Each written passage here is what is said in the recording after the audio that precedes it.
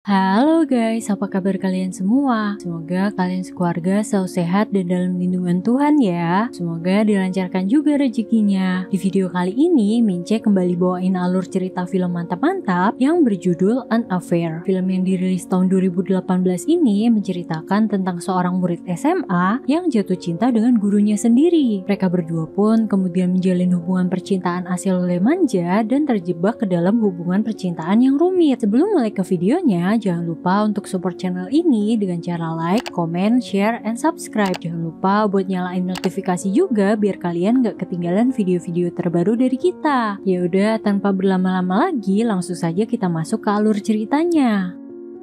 Film dimulai dengan memperlihatkan seorang wanita cantik berusia 42 tahunan yang sedang lari keliling komplek. Wanita cantik bernama Anita itu merupakan seorang guru olahraga di sebuah sekolah menengah atas.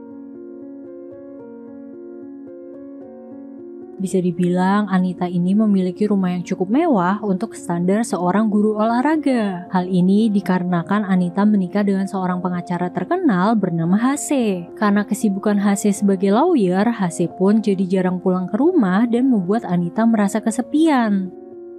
Keesokan paginya, Anita pun berangkat ke sekolah untuk mengajar di hari pertama sekolah. Sebelum itu, dia pun berkenalan dengan murid-murid barunya dengan menyuruh mereka menyebutkan nama serta satu fakta unik yang mereka miliki. Beklager. Jeg Anita. Dan salah satu siswa bernama Markus menyebutkan bahwa dia memiliki otong yang sangat besar. Wah, agak lain emang si Markus ini. Ja, Sepulangnya dari sekolah, anak-anak Hase datang untuk merayakan ulang tahun Hase. Jadi saat Anita menikah dengan Hase, status Hase adalah seorang duda beranak dua. Walaupun Hase selalu memberikan segala fasilitas kemewahan untuk Anita, tetapi itu tidak membuat Anita merasa bahagia. Hase selalu sibuk dengan pekerjaannya sehingga Anita seringkali merasa kesepian. stas da. Bare lære noe, ikke? Malam harinya, Anita yang sangat kangen dengan Hase mengajak Hase untuk mabar pusreng duniawi. Namun, lagi-lagi Hase sibuk dengan pekerjaannya sehingga Anita pun harus mengurungkan niatnya tersebut.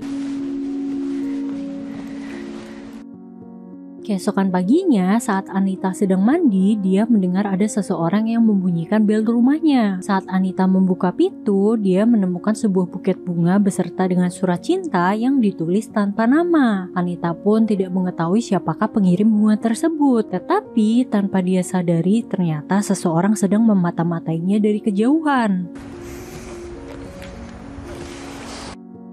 Keesokan harinya, Anita sedang mengajar kelas olahraga seperti biasa. Anita pun mulai merasa sedikit curiga dengan Markus bahwa Markuslah yang semalam mengirimkan bunga di rumahnya. Namun tidak ada bukti-bukti kuat yang bisa membuktikan bahwa memang benar Markus yang mengirimkan bunga kepada Anita. Setelah makan siang, Anita pun berjalan menuju kelas bersama dengan seorang guru bernama Trine. Ternyata saat itu sedang terjadi sebuah keributan yang dimana Markus berkelahi dengan seorang siswa, kita sebut saja Agus. Anita dan Trine segera melerai muridnya tersebut dan memisahkan mereka berdua. Trine membawa Agus ke UKS sedangkan Anita mengobati Markus di ruang guru. Anita pun segera mengobati Markus dan mengecek apakah Markus terkena cedera leher atau tidak. Ternyata Markus mengetahui bahwa Anita ini pernah mengalami cedera leher dan menggunakan alat penyangga leher. Markus pun kemudian meminta izin untuk merasakan penyangga leher yang Anita pakai. Dan kemudian setelah kejadian tadi siang, Anita pun mulai penasaran dengan Markus. Anita pun mencoba mencari tahu tentang Markus dengan melakukan stalking ke sosial media Markus. Tetapi untungnya Anita cepat sadar bahwa apa yang telah dia lakukan bersama Markus merupakan sebuah kesalahan. Anita pun segera mengirimkan pesan kepada Markus untuk memintanya melupakan kejadian tadi siang. Markus pun langsung menjawab pesan Anita dengan mengirimkan foto otong miliknya. Melihat hal itu, Anita pun tidak bisa menyembunyikan tawanya. Hva sier du? Pak Frode pun sampai penasaran dengan apa yang Anita tertawakan. Anita pun menjawab bahwa dia sedang bercanda dengan suaminya. Pak Frode ini terus-menerus mengajak Anita mengobrol. Entah dia mencoba bersikap ramah atau memang dia sedang berusaha PDKT dengan Anita. Tetapi karena respon Anita cukup cuek, Pak Frode pun akhirnya memutuskan untuk pulang. Kemudian Anita yang sendirian pun kembali teringat dengan foto sosis besar Alaska milik Markus. Sesampainya di rumah, Anita kembali menemukan sebuket bunga mawar yang diletakkan di atas meja rumahnya. Anita pun sempat menanyakan kepada Hase siapakah yang mengirim buket bunga tersebut. Hase pun menjawab bahwa dia juga tidak mengetahui siapa yang mengirimkannya. Hase menemukan buket bunga tersebut tergeletak di depan rumah mereka tanpa nama pengirim. Keesokan harinya, Anita pun memanggil kedua orang tua Markus untuk membicarakan tentang perkelahian Markus kemarin. Ternyata Anita dan Uni, ibu Markus, saling mengenal satu sama lain. Atas kejadian kemarin, Markus dihukum tidak boleh mengikuti pertandingan bola mewakili sekolahnya. Ayah Markus pun merasa sedikit kecewa karena mengetahui bahwa Markus telah berlatih keras untuk pertandingan tersebut. Di tengah-tengah perbincangan, Markus mulai mengeluarkan jurus-jurus andalannya untuk menggoda Anita. Karena tidak ingin suasana menjadi canggung, Anita pun segera mengakhiri pertemuan hari itu. Ha det gott. Ha det bra, Uni. Saat hendak pulang ke rumah, Markus tiba-tiba menyelinap masuk ke dalam mobil Anita. Awalnya Anita menolak dan berusaha untuk mengusir Markus keluar dari mobilnya. Tetapi karena skill adu mekanik yang dimiliki Markus sangatlah jago, lama-kelamaan Anita pun mulai terbawa ke dalam permainan. Dan mereka berdua berujung pusreng manja di dalam mobil. Sesampainya di rumah, Anita terngiang-ngiang dengan momen mabarnya bersama dengan Markus. Bahkan saat Hase mengajaknya untuk bercocok tanam aselole manja, Anita masih membayangkan bahwa Markuslah yang sedang memanen kebun apel manis miliknya. Semenjak kejadian itu, Anita pun menjadi terobsesi dengan Markus. Bahkan saat jam olahraga, Anita nekat mengintip Markus yang sedang berganti baju di dalam ruang ganti. Berbeda dengan Markus, setelah kejadian pusreng di dalam mobil kemarin, Markus malah seolah-olah menghindar dari Anita dan mengabaikan semua pesannya. Padahal Anita sudah kepengen banget untuk mabar pusreng lagi dengan Markus. Untungnya saat akhir pekan, Uni, ibu Markus, mengundang Anita untuk nongki-nongki cantik di rumahnya. Anita tentu saja tidak mau menyia-nyiakan kesempatan tersebut untuk menemui Markus. Anita pun kemudian menghampiri Markus dan mengajaknya untuk bercocok tanam aselole manja dengannya. Seiring dengan berjalannya waktu, Anita pun menjadi semakin terobsesi dengan Markus. Hase pun mulai curiga dengan sikap Anita yang akhir-akhir ini selalu sibuk dengan ponselnya. Bahkan Anita juga sibuk bermain HP saat berduaan dengan Hase. Keesokan harinya, Markus ternyata tidak masuk sekolah dengan alasan sakit. Anita pun menjadi tidak fokus bekerja karena mengkhawatirkan keadaan Markus. Apalagi Markus masih mengabaikan Anita dan tidak membalas satupun pesan dari Anita. Malam harinya, Hase mengajak Anita untuk menemaninya ke sebuah acara. Di dalam perjalanan, Hase pun mulai menanyakan tentang sikap Anita yang selalu sibuk dengan ponselnya. Anita pun beralibi bahwa dia sedang chattingan dengan rekan kerjanya yang sedang meminta saran kepadanya. Di tengah-tengah acara pertemuan, Anita yang merasa khawatir dengan Markus memutuskan untuk pergi mencari Markus. Menurut informasi dari ibu Markus, saat ini Markus sedang latihan bola di sekolahnya. Namun, sesampainya di sekolah, ternyata Markus tidak ada di sana. Salah satu teman Markus akhirnya memberitahu Anita bahwa saat ini Markus sedang nongki bersama dengan gengnya di warkop. Tanpa pikir panjang, Anita pun segera menyusul ke sana.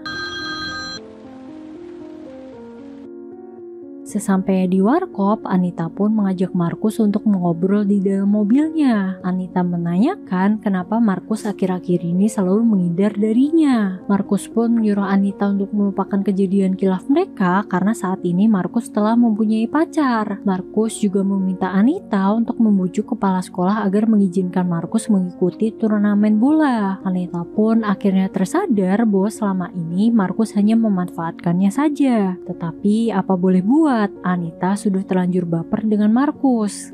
Ses, kemana? Ja. Keesokan harinya, Anita pun menjadi tidak fokus saat mengajar. Yang ada di pikiran Anita sekarang hanyalah adegan enak-enaknya bersama dengan Markus. Anita pun kemudian melampiaskan emosinya dengan menyuruh murid-muridnya untuk keliling lapangan sebanyak 10 putaran. Di saat murid-muridnya sedang sibuk berlari, Anita pun menyelinap ke dalam ruang ganti siswa. Anita mengambil ponsel Markus dan membukanya dengan mudah karena password yang digunakan Markus adalah 123456. Di dalam HP Markus, Anita menemukan foto tidak senonoh milik pacar Markus yang bernama Mina. Tanpa pikir panjang, Anita pun langsung menyebarkan foto tersebut. Alhasil, Mina pun kena mental dan menangis di dalam toilet. Anita pun kemudian mendatangi Mina dan berpura-pura untuk menenangkannya. Anita juga menghasut Mina untuk segera mengakhiri hubungannya dengan Markus. Så du tänker att det var Marcus som lös ut? Saat akhir pekan, Anita kembali pergi berdua bersama dengan Uni. Di sini, Anita mulai menjelek-jelekan Mina di hadapan Uni. Namun, nampaknya Uni tidak terlalu mempercayai perkataan Anita. Malam harinya, Anita melihat Mina dan Markus yang sedang bercadaria di hadapan Uni, yang artinya Uni merestui hubungan anaknya dengan Mina. Anita pun jadi semakin kesal dan cemburu. Anita juga sempat membayangkan jika dirinya yang ada di posisi Mina. Anita pun kembali memutar otaknya dan mencari cara agar dia bisa mendapatkan kembali hati Markus.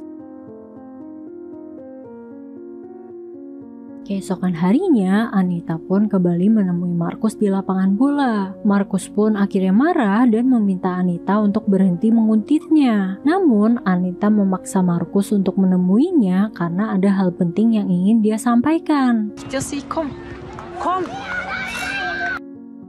Sesampai di dalam mobil, Anita mengatakan bahwa saat ini dia sedang hamil anak Markus. Anita yakin bahwa bayi di dalam perutnya ini adalah anak Markus sebab HC telah melakukan KB pria. Markus pun kemudian merasa panik dan tidak menyangka bahwa perbuatan kilafnya tersebut bisa berakibat fatal. Anita pun menenangkan Markus dan memintanya agar merahasiakan hal ini dari semua orang termasuk tentang kehamilannya. Kemudian Anita malah kembali mengajak Markus untuk mabar pusring dengannya. Beberapa hari kemudian, Anita tidak sengaja bertemu dengan Pak Frode di sebuah mall. Pak Frode menanyakan kepada Anita apakah Anita sudah mendengar gosip tentang percintaan antara guru dan murid di sekolahnya. Meskipun sedikit panik, Anita berusaha untuk tetap tenang dan tidak bersikap mencurigakan. Vi snakkes vi. Kemudian saat akan pulang ke rumahnya, Anita menemukan coretan kata-kata tidak pantas tertulis di mobilnya.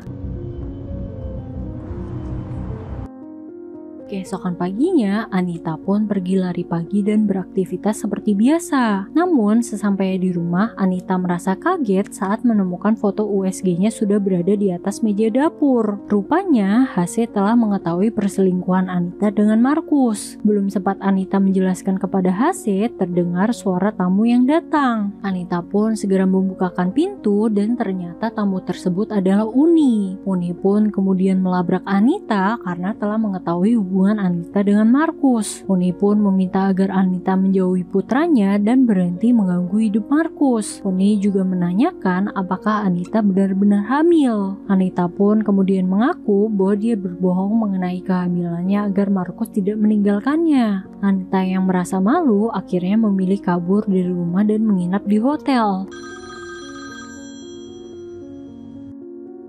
Keesokan paginya, Anita pun kembali ke rumahnya. Sayangnya, HC telah mengganti kata sandi pintu rumah mereka. Saat Anita mencoba masuk melalui garasi, Anita menemukan barang-barangnya sudah dikemas di dalam tas, yang artinya HC telah mengusir Anita dari sana. Tidak sampai situ saja, sekolah juga memecat Anita secara tidak hormat. Anita pun kemudian berpamitan dan meminta maaf kepada semua orang tua murid atas perbuatannya. Di akhir film, Markus juga memutuskan untuk mengakhiri hubungannya dengan Anita. Anita pun mulai menyesali perbuatannya yang telah menghancurkan hubungan pernikahan serta karirnya. Anita pun hanya bisa meratapi nasibnya yang mengenaskan dan cerita pun tamat.